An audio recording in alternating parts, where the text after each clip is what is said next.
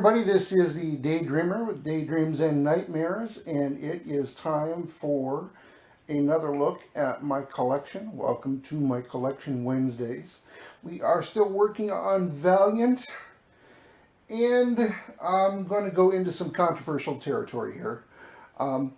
Valiant in 93 to 95 really kind of flooded the market with comic books, printing them by the millions, and they were fairly good when they first started out, but these next group of books that I'm going to show you are when most people consider the idea that Valiant finally jumped the shark, as the saying goes, where the value in the comic books went away, and they're just, what they were doing was way over the top, and really were devaluing comic books more than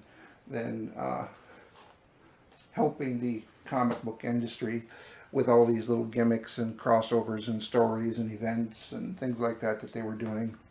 What you're looking at right here is a Valiant Vision starter kit. This is the one and only that they printed. It was sold in a poly bag. Issue number 1. Only was in issue number 1. Never got beyond this.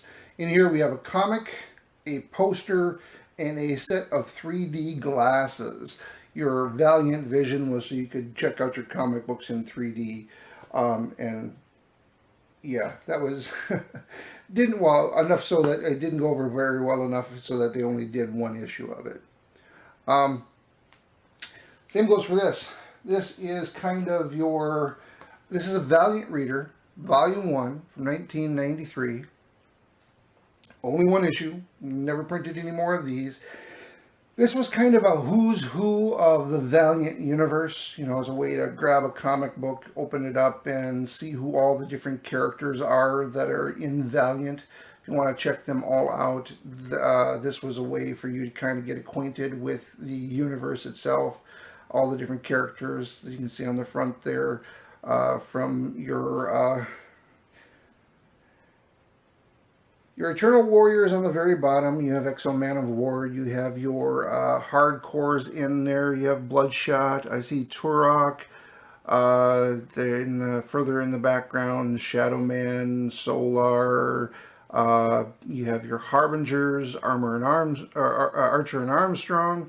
It's like I said, it was a way for everybody to get kind of familiar with all the characters that were out in the Valiant universe in one book.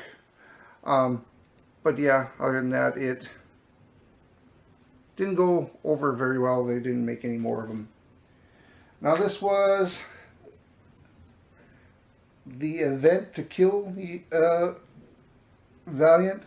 Up until they started to do this event, I think that most of the books prior to this, Unity tends to be the starting point where people say that Valiant kind of jumped the shark and started going off in directions they probably shouldn't have. But this crossover with Unity from all the different characters here, this event, Unity, had 2 books. This was a free version that was available for $0. And then we also had Unity number 1. And that was it as far as that. There was storylines within each of the comic books that were part of this Unity crossover story. So you could get the, you had to get the other books as well, but there was actually 2 books that were standalones that were part of that story as well, with Unity 0 and Unity 1. And then this whole, what it would consider to be a fiasco as well, with Deathmate. This was a crossover of both Image characters with your Valiant characters. There was a crossover series that involved both sets. What we have here is the prologue. Cover here was done by Jim Lee and Bob Layton. And you can see the different characters. I know, I believe that's Prophet here from Image. You have Solar here. Like I said, there's a mix of characters between Image and Valiant that appear in each of these books. Also, the word that got thrown around a lot back in the 90s, especially when you talk about Valiant, is gold. That was the it was the gold standard for Valiant, that all of their variants were golds. If you had it, it was either gold embossed, or it was a gold issue, or it was a the logo was in gold. So that's what you were always trying to collect. If you were collecting books, you were trying to get the gold version of it, which is the rare version. The other versions were the regular issue versions. Anyway, with that said, this is Deathmate Prologue, and of course there was also an epilogue. Let's see, who do we have here? This is a Joe Quesada and Mark Silvestri cover for the epilogue. It's again characters that are both in the Image World universe and the Valiant universe, crossing over in stories. We have Deathmate Red. Once again, also has a gold version of this.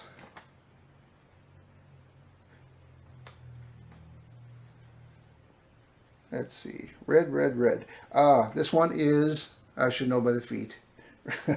Rob Liefeld and Danny Mickey are the ones responsible for this cover. This is a Liefeld cover.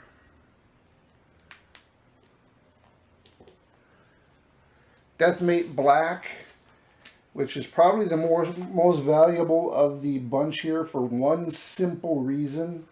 Deathmate Black here, the cover done by Mark Silvestri and Jim Lee, also happens to be the first appearance of Gen 13. So Silvestri and Jim Lee on the cover, and then a first appearance in this book as well. Now, I do have a couple of the golds. This is the Deathmate Blue Gold. Cover on this is done by Mike Leake.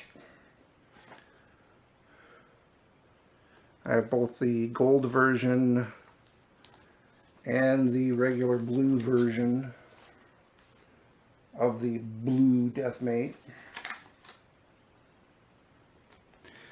And then I have the gold yellow version. Yellow was also a Mike Leake cover. And then, of course, I also have the regular yellow version as well of Deathmate. And now that we've talked about all the wonderful, terrible things about Valiant, as far as what people perceived as the wrong direction to go with them, I have a couple books here that I do like, and I got another character I'm going to introduce as well. There was a crossover here that I actually did enjoy, and there was a couple books produced in this. This was a crossover between Dark Horse and Valiant with Magnus, Robot Fighter, and Nexus. And in this case, both of these covers are painted covers by Steve Rude, one of the co-creators of Nexus. Had done the cover here for #1, and then there was second issue of this one as well. Magnus, Robot Fighter, and Nexus, the once again Valiant Dark Horse crossover. Once again, another painted cover by Steve Rude.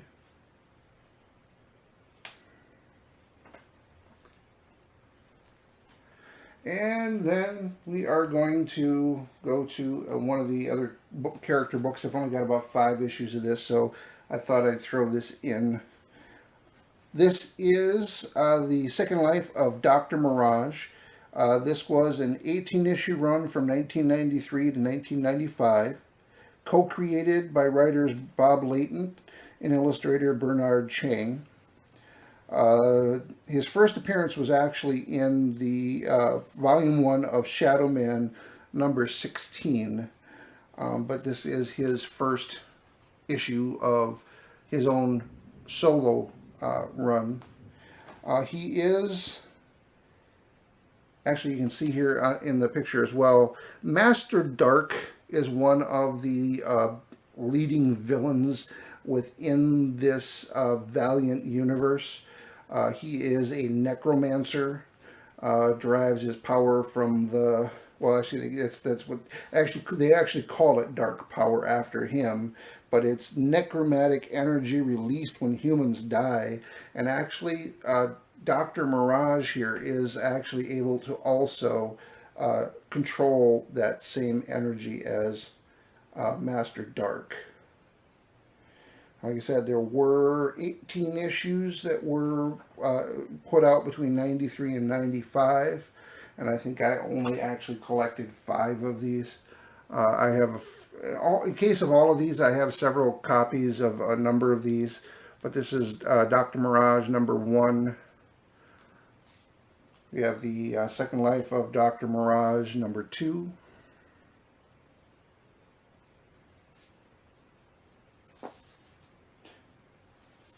Oh, and I don't know if I mentioned, yeah, I did. Bob Layton and Bernard Chang are the, maybe we have Dr. Mirage number 3.